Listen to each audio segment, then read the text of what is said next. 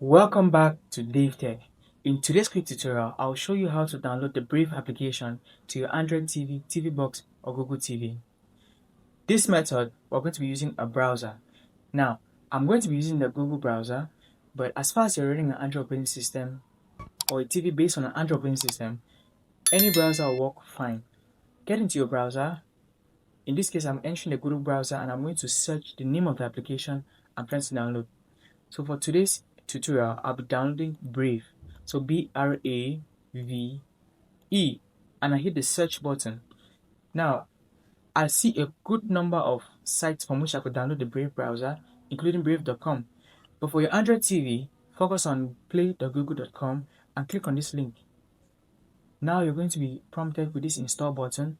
Click it and your download will begin shortly. Depending on internet speed, the time may vary, so be patient and wait for the download progress to complete. After the download is completed, you have the Brave browser installed in your Android TV, TV box, or Google TV. If you found inside here, I want you to like, I want you to subscribe, and I'm going to see you in the next video.